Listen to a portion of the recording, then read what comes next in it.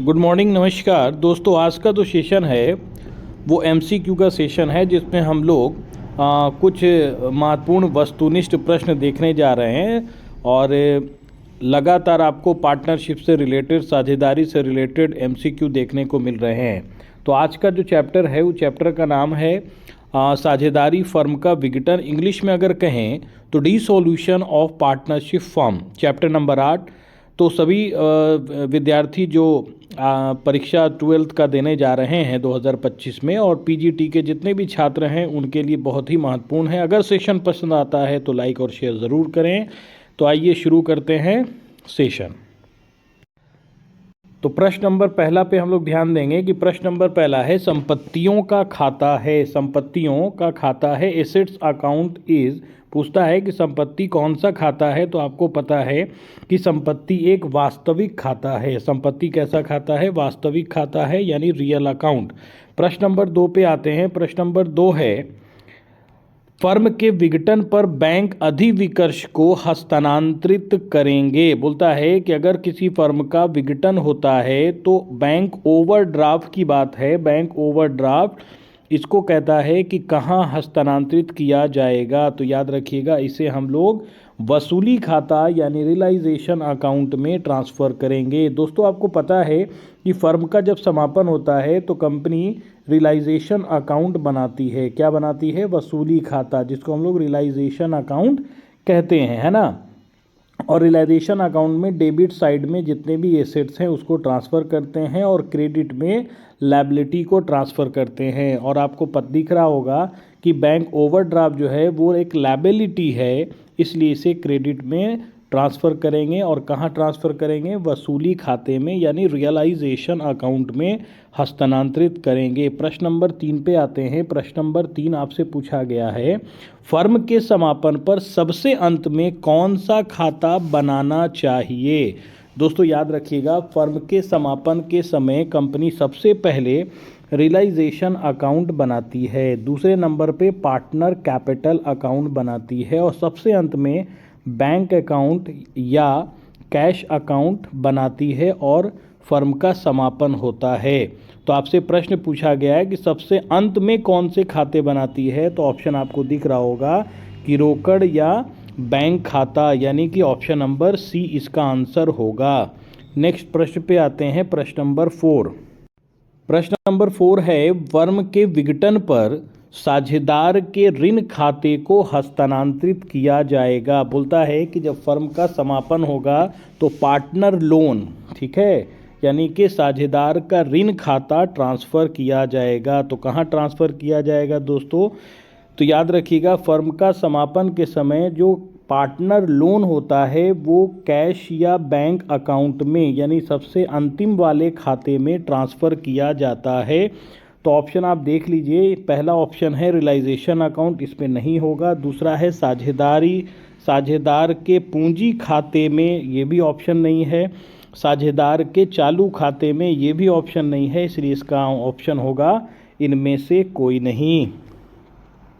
प्रश्न नंबर 5 पे आते हैं। प्रश्न नंबर 5 बोलता है कि एक साझेदारी फर्म के समापन की दशा में संदिग्ध ऋण आयोजन हस्तांतरित किया जाता है। दोस्तों याद रखिएगा कि जब फर्म का समापन होता है तो डाउटफुल डेब्ट्स, है ना, डाउटफुल डेब्ट्स जो है वो कहाँ ट्रांसफ़र होता है? तो वो वसूली खाता रियलाइजेशन अकाउंट में ट्रांसफ़र होता है, ठीक है। तो नेक्स्ट प्रश्न पे आते हैं। प्रश्न नंबर 6 बोलता है फर्म के समापन पर वसूली खाते की हानि को किस खाते में डेबिट किया जाता है। बोलता है कि जब फर्म का समापन होता है तो वसूली खाते के हानि को, हानि हो या लाभ हो, दोस्तों याद रखिएगा, प्रॉफिट हो, है ना, या लॉस हो। फर्म जब रियलाइजेशन अकाउंट बनाते हैं तो अगर प्रॉफिट होता है या लॉस होता है तो दोनों ही केस में ये जो बैलेंस होते हैं लॉस के या प्रॉफिट के, वो पार्टनर अकाउंट में जाते हैं। कहाँ जाते हैं? पार्टनर अकाउंट में डिस्ट्रीब्यूट उसके अनुपात में हम लोग, यानी लाभ हानि अनुपात में करते हैं। नेक्स्ट प्रश्न पे आते हैं। प्रश्न नंबर 7 बोलता है कि प्रश्न नंबर 7 में है कि विविध देनदार मतलब सेंड्री डेटर की बात हो रही है अगर उसका रकम 80,000 रुपया हो और 5% छूट पर वसूली की गई है ना। तो जब आप रियलाइजेशन अकाउंट बनाएंगे, है ना, जब रियलाइजेशन अकाउंट बनाएंगे तो आपको पता है कि एसेट्स को हम लोग यहाँ ट्रांसफ़र करते हैं डेबिट में, है ना, डेबिट में ट्रांसफ़र करते हैं और जब पैसे वसूल होती है तो उसे क्रेडिट में हम लोग लिखते हैं। किस नाम से? बाई बैंक के नाम से लिखते हैं। किस नाम से लिखते हैं? बाई बैंक के नाम से। अब प्रश्न पूछता है कि 80,000 रुपये वसूली हुई 5% डिस्काउंट पे, तो 5% कितना हो जाएगा? तो 5% का जो रकम है वो हो जाएगा 400।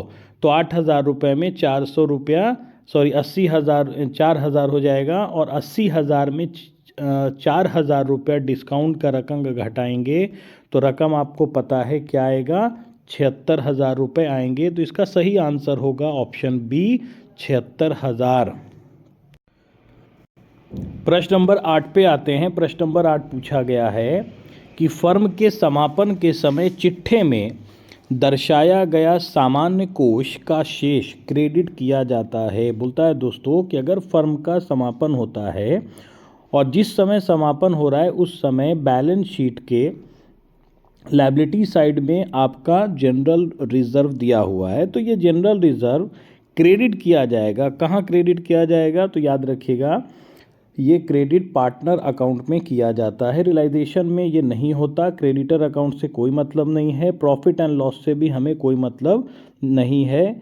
ये कहाँ ट्रांसफ़र होगा? तो ये याद रखिएगा पार्टनर अकाउंट कैपिटल में ट्रांसफ़र होगा। नेक्स्ट प्रश्न पे आते हैं। प्रश्न नंबर 9 आपसे पूछा गया है, किसी साझेदार द्वारा 20,000 के दायित्व के भुगतान की जिम्मेदारी लेने पर क्रेडिट किया जाएगा। अगर कोई पार्टनर ये कहता है कि 20,000 रुपये का जो लायबिलिटी है उसके भुगतान की जिम्मेदारी मेरी होती है तो बोलता है उसे क्रेडिट किया जाएगा। कहाँ क्रेडिट किया जाएगा? तो बिल्कुल ये रियलाइजेशन में ही क्रेडिट किया जाएगा, क्योंकि वसूली का काम रियलाइजेशन अकाउंट में ही होता है। नाम ही है वसूली खाता। चाहे वो पार्टनर जिम्मेदारी ले या वो बाई कैश रिसीव हो, दोनों ही केस में ये रियलाइजेशन अकाउंट में ट्रांसफ़र होता है।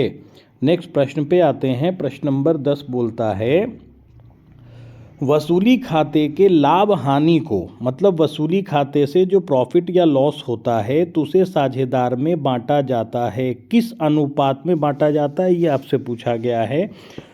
तो पहला ऑप्शन है बराबर बराबर। नहीं, बिल्कुल नहीं, बराबर बराबर में नहीं बांटते। पूंजी के अनुपात में? नहीं सर, पूंजी के अनुपात में भी नहीं बांटते। तो इसे लाभ हानि अनुपात में बांटा जाता है। बिल्कुल सही जवाब है ऑप्शन नंबर सी, इसका सही जवाब होगा। प्रश्न नंबर 11 पे आते हैं। वसूली खाता है, वसूली खाता कैसा खाता है आपसे पूछा गया है। तो प्रॉफिट एंड लॉस से रिलेटेड ये अकाउंट है ना।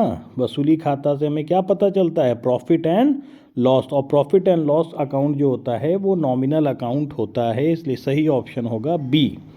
नेक्स्ट प्रश्न पे आते हैं। प्रश्न नंबर 12 कहता है, कानूनी व्यय मतलब लीगल एक्सपेंस को वसूली खाते के किस पक्ष में लिखा जाता है? दोस्तों अगर आपने वसूली खाता बनाया होगा तो आपको पता होगा कि किसी भी भुगतान अगर करते हैं, कोई भी लायबिलिटी का भुगतान करते हैं तो डेबिट में किया जाता है ना। चाहे वो क्रेडिटर का भुगतान हो, चाहे वो ओवरड्राफ्ट का भुगतान हो, या लोन का भुगतान हो, या वसूली खाते का भुगतान हो, उसे हम लोग डेबिट साइड में करते हैं। तो इसका सही ऑप्शन आपको दिख गया होगा, ऑप्शन सी, यानी 12 का ऑप्शन नंबर सी सही जवाब होगा। प्रश्न नंबर 13 पे आते हैं। प्रश्न नंबर 13 बोलता है, विविध लेनदार मतलब सेंड्री क्रेडिटर 10,000 के थे, इन्हें 5% छूट पर भुगतान किया गया है, तो वसूली खाते के डेबिट किया जाएगा, यानी कौन सा रकम भुगतान होगा ये पूछा गया है। तो आपको पहले ही बताया गया 10,000 रुपये की राशि भुगतान करनी है, 5% निकाल लीजिए। 5% निकालेंगे तो 500 रुपये आएंगे, तो 10,000 में 500 घटा दीजिएगा, जो रकम आएगा वो 9500 होगा। तो सही ऑप्शन इसका होगा 9500। प्रश्न नंबर 14 पे आते हैं। प्रश्न नंबर 14 पूछता है, निम्नलिखित में से किसे वसूली खाते में हस्तांतरित नहीं किया जाएगा, ये पूछा गया है। तो वसूली खाते में हस्तांतरित कौन नहीं किया जाएगा, देखिएगा ध्यान से, कैश अकाउंट ये नहीं किया जाता है, तो यही सही जवाब लग रहा है। प्रॉफिट एंड लॉस ये भी नहीं किया जाता है, संचय कोष ये भी नहीं किया जाता है, तो बिल्कुल नहीं, इसका सही जवाब होगा इनमें सभी, यानी इसका ऑप्शन होगा डी, ऑप्शन नंबर डी इसके सही आंसर होंगे। नेक्स्ट प्रश्न पे आते हैं। प्रश्न नंबर 15 आपको कहता है कि साझेदारों द्वारा फर्म का ऐच्छिक समापन किया जा सकता है। इसके ऑप्शन है, पहला बहुमत के आधार पर, दूसरा है 3/4 सदस्य के निर्णय पर, तीसरा है 1/2 सदस्य के निर्णय पर, इनमें से कोई नहीं। तो याद रखिएगा इसका सही ऑप्शन होगा सभी के बहुमत के आधार पर, मतलब ऑप्शन नंबर 1 होगा। प्रश्न नंबर 16 पे आते हैं। प्रश्न नंबर 16 पूछा गया है, फर्म के समापन पर होने वाले व्यय को कहते हैं। याद रखिएगा जब फर्म का समापन होता है तो कंपनी के भी कुछ पैसे खर्च होते हैं, है ना। कंपनी जब एसेट्स बेचती है या वसूली के लिए किसी को रखती है ना, तो वो सारे खर्च जो होते हैं वो उस खर्च को वसूली व्यय के नाम से जाना जाता है, मतलब रियलाइजेशन एक्सपेंस इसे कहते हैं।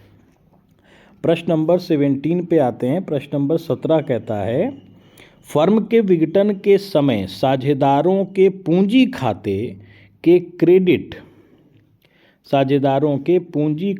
के क्रेडिट शेष भुगतान किया जाता है। दोस्तों बड़ा अच्छा सा सवाल पूछा गया है कि फर्म का जब समापन होता है, विघटन के समय जो पार्टनर अकाउंट बनाते हैं और पार्टनर अकाउंट बनाने के बाद जो क्रेडिट में पैसे बच जाते हैं बैलेंस के रूप में, वो पैसे किसको दिए जाते हैं।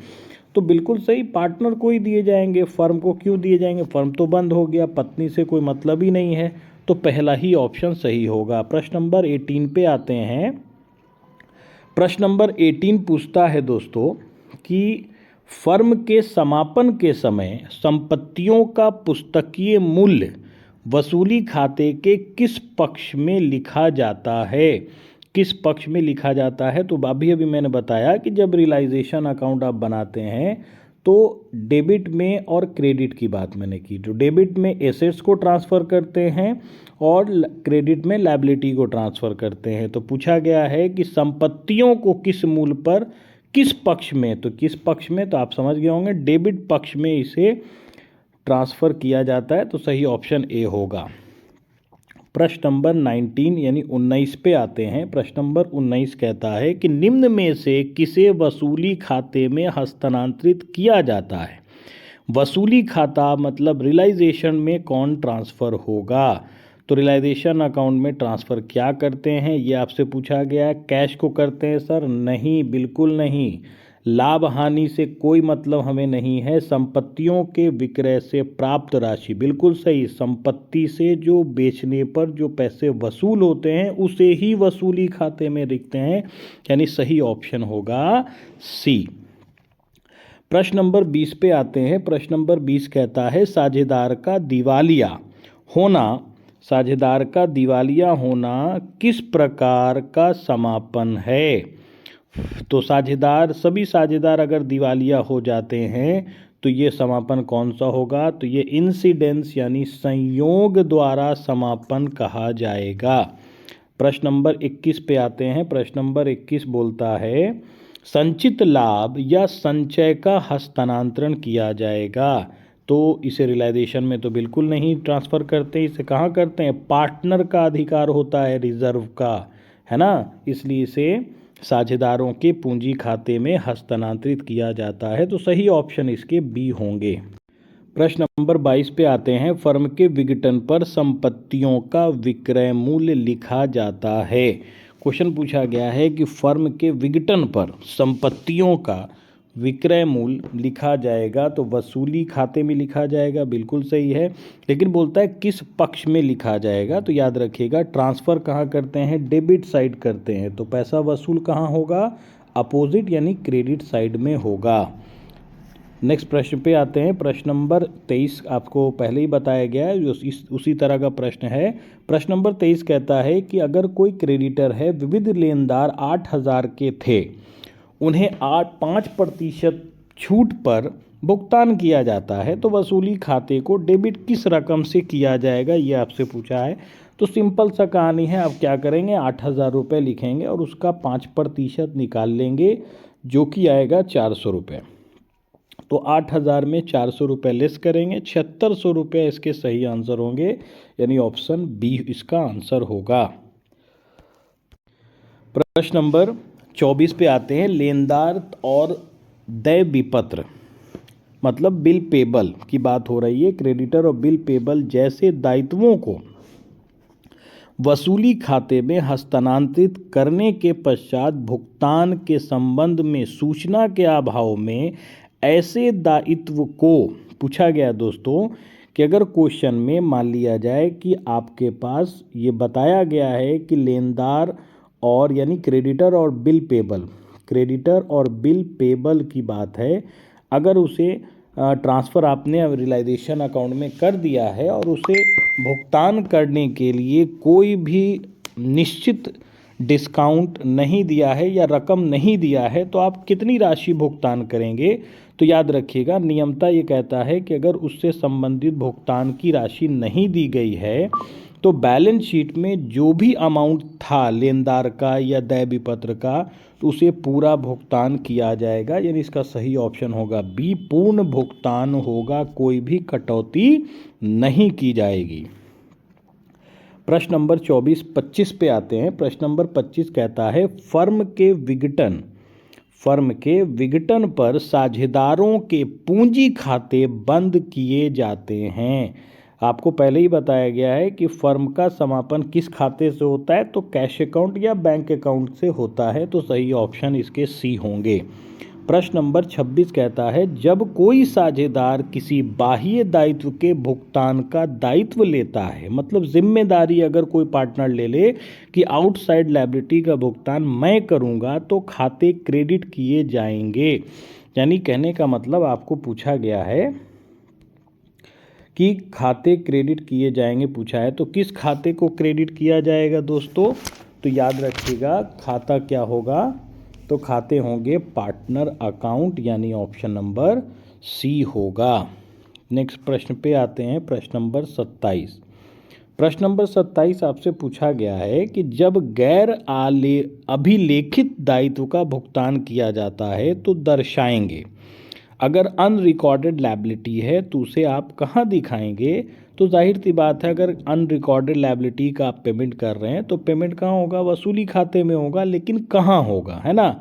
तो भुगतान याद रखिएगा, आपको पता है, अगर आपने प्रश्न बनाया होगा तो डेबिट पक्ष में, यानी कि वसूली खाते के डेबिट पक्ष में भुगतान किया जाता है। तो सही ऑप्शन इसके होंगे ए।